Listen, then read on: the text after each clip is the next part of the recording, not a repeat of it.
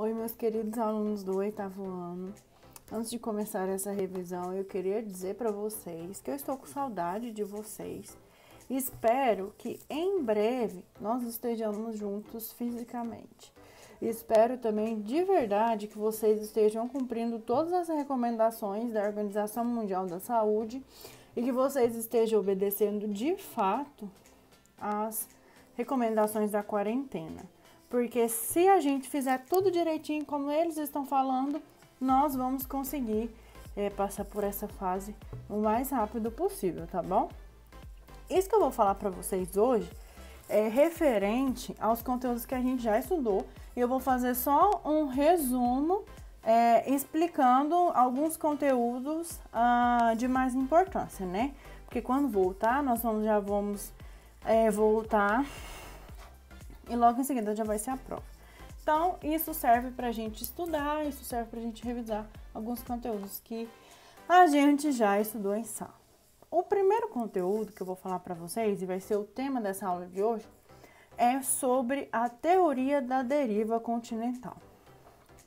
Alfred Wegener foi um cientista muito importante para estudar essas questões da Terra. Em determinado momento da sua vida, ele começou a analisar algumas evidências de que, antigamente, há milhões e milhões de anos, existiu um único continente, que ele denominou de Pangeia. Para ele fazer isso, ele começou a estudar algumas evidências. A grande primeira evidência que ele estudou foi analisando os mapas mundi que tinha naquela época.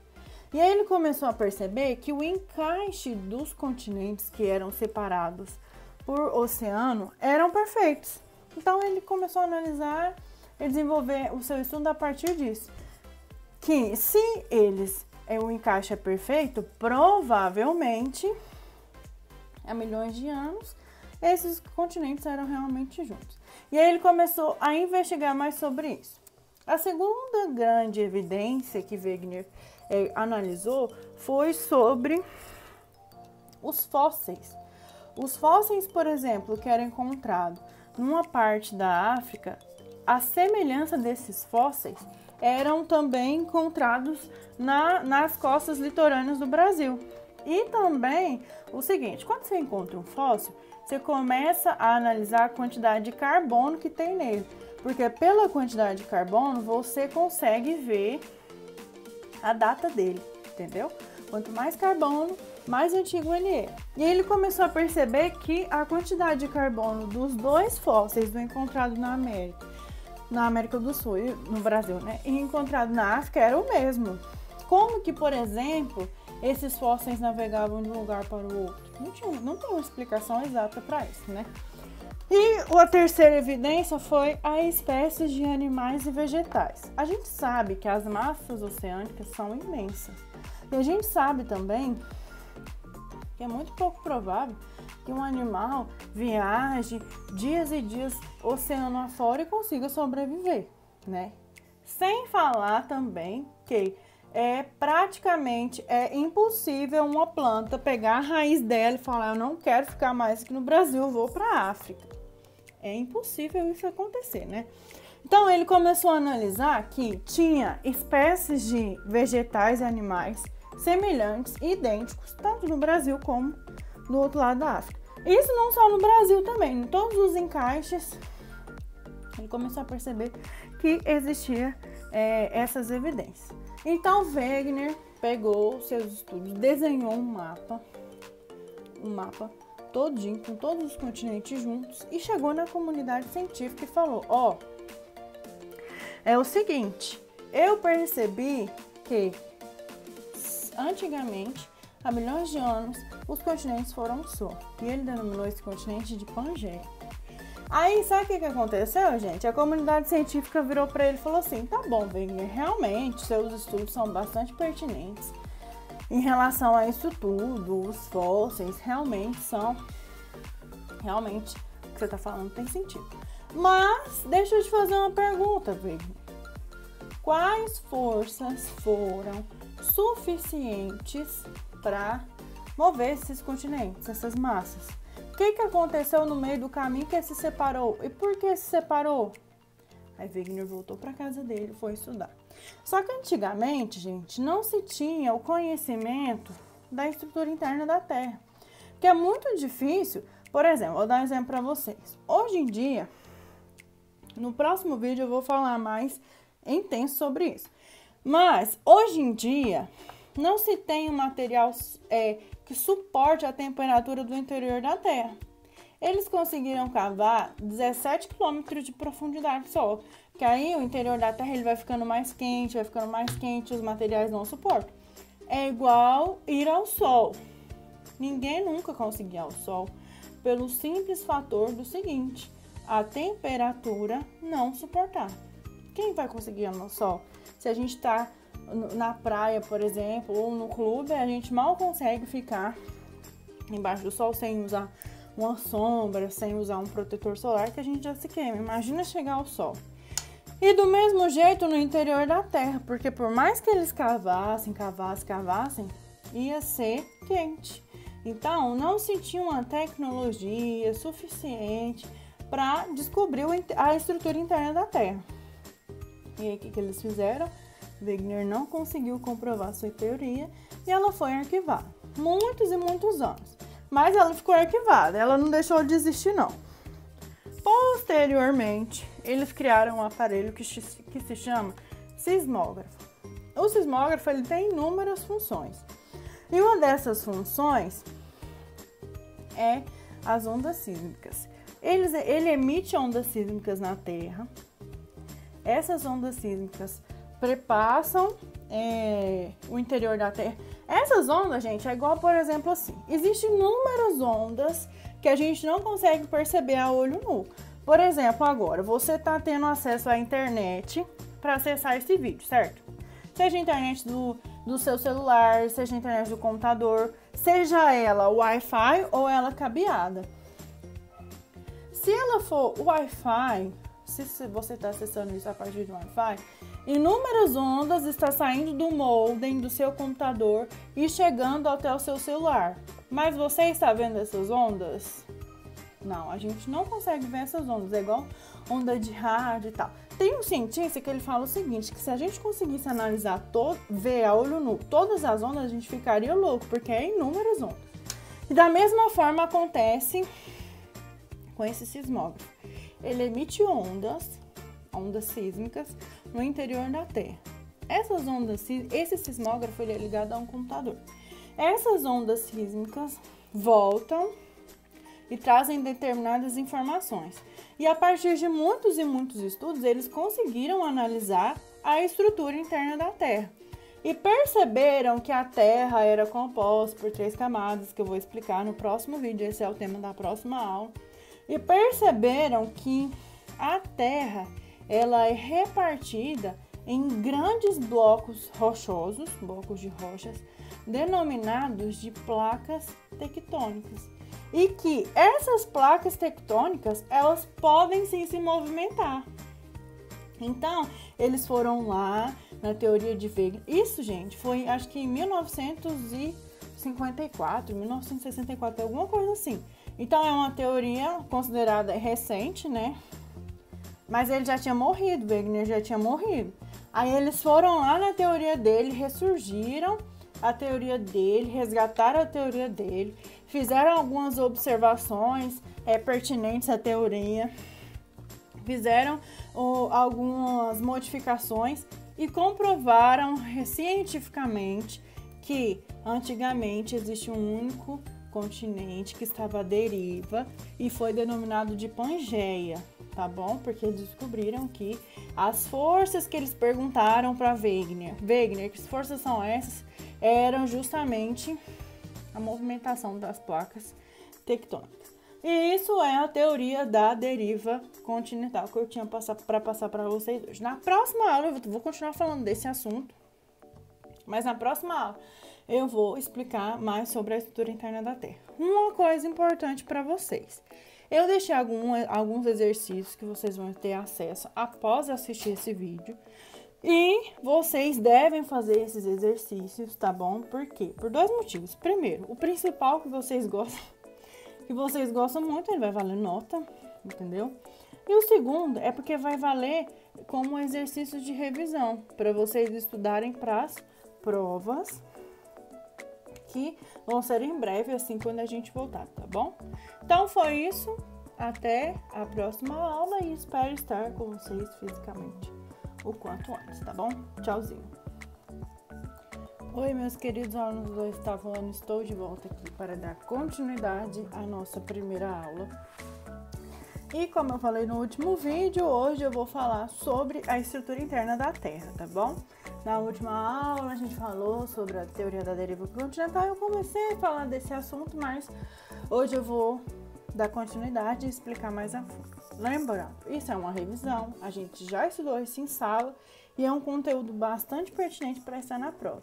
Lembrando também que a prova será logo quando a gente voltar e para isso a gente está fazendo toda essa revisão para vocês, tudo bem? Então, a estrutura interna da Terra é a estrutura em si. O conhecimento de como é formado é um estudo recente, tá bom?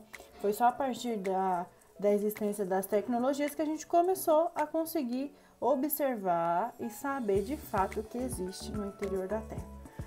Como que eles começaram a perceber esse estudo? Foi criado um sismógrafo, uma tecnologia chamada de sismógrafo. Esse sismógrafo, ele emite ondas sísmicas no interior da Terra. Essas ondas sísmicas são analisadas por um computador e esse computador nos dá a estrutura interna da Terra. Foram muitos estudos, não foi só uma onda sísmica, foram vários dias e meses de estudo para conseguir, de fato, entender como é que era formada a estrutura interna da Terra. A estrutura, ela tem 3 camadas principais, a crosta, o manto e o núcleo. Mas uma coisa importante, não existe apenas essas estruturas.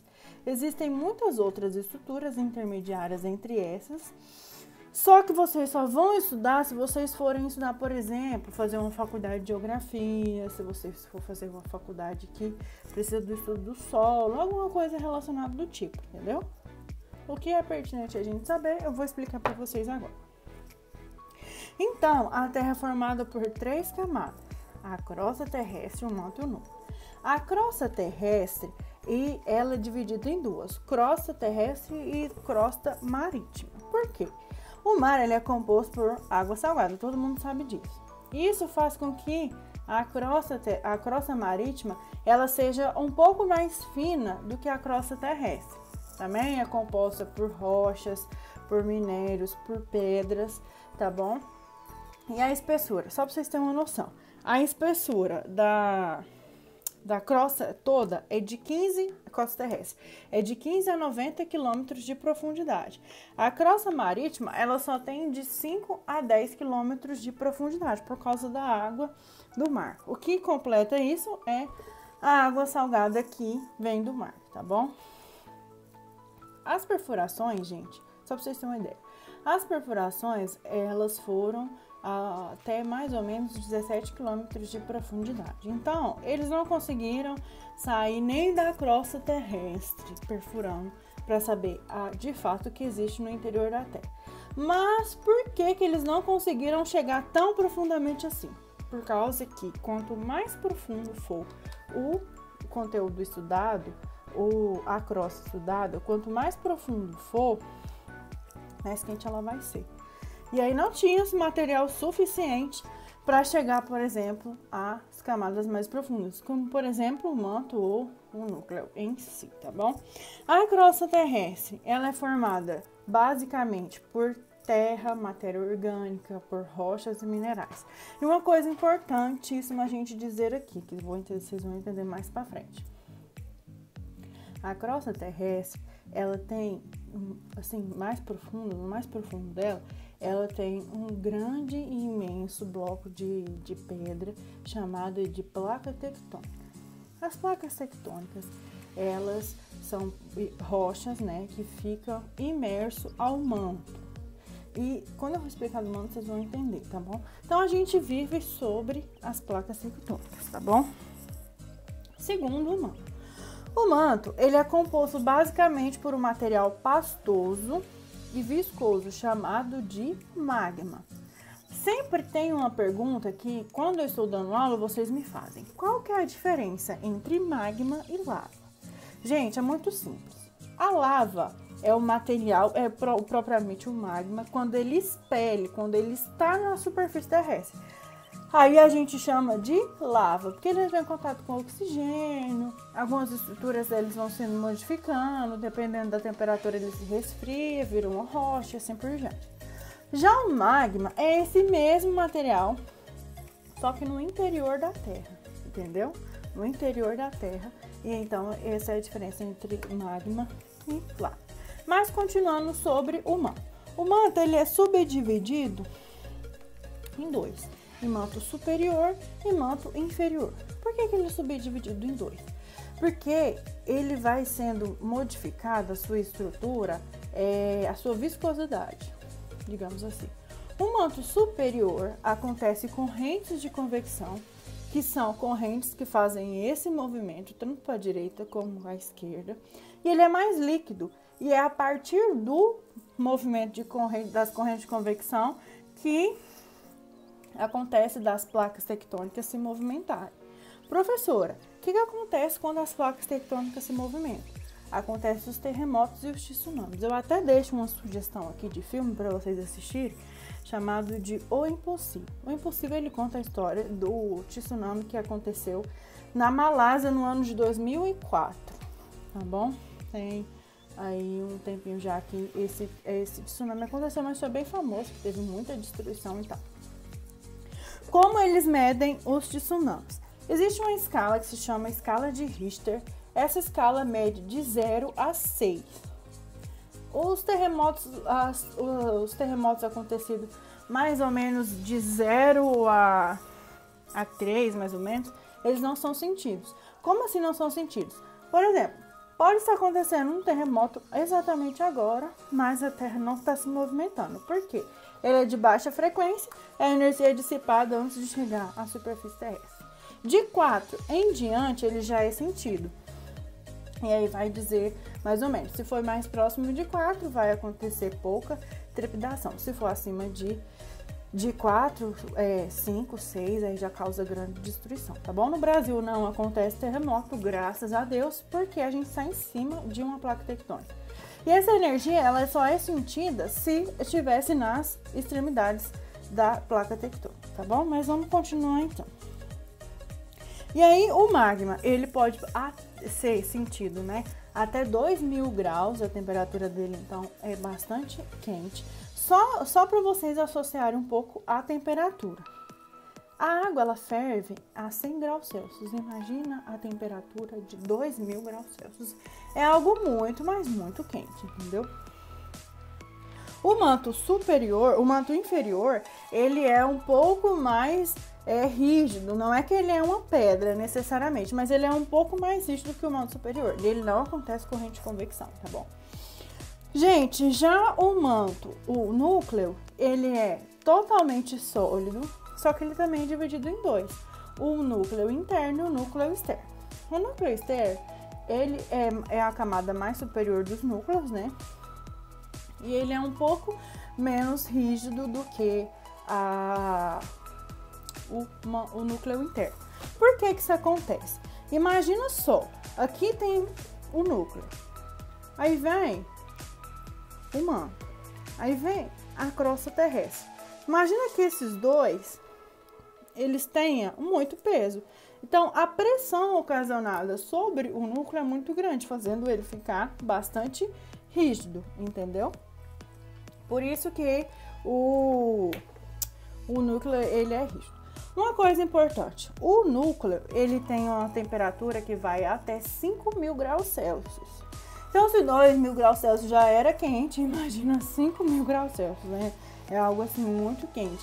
E aí a gente consegue analisar e ter mais ou menos uma ideia de que realmente não tem material, nem ferro, nem aço, nem nada que vá suportar essas temperaturas para a gente conseguir chegar lá. Nem o ser humano, né? Obviamente, ele não suporta essas altíssimas temperaturas. O núcleo interno, ele é totalmente rígido, como se fosse uma pedra, justamente por causa dessa pressão que eu expliquei para vocês, ocasionada no interior da Terra, entenderam? Gente, então foi isso, tá? O que eu queria passar para vocês sobre a estrutura interna da Terra. Isso está no livro de vocês. Se vocês quiserem, pode ver e rever o vídeo. Se vocês não entenderam direito, se vocês quiserem dar mais uma estudada, pode olhar no livro. E vou falar mais uma vez. É importante que vocês façam os exercícios que a gente está deixando. Todos os professores estão deixando os exercícios para vocês estarem bastante preparados quando a gente voltar. Porque quando a gente voltar, vai estar próximo a semana de provas e vocês precisam tirar nota boa, sim. Tudo bem? Qualquer coisa, pode falar comigo e até mais. Espero que a gente volte às aulas o quanto antes, tá bom? Tchauzinho.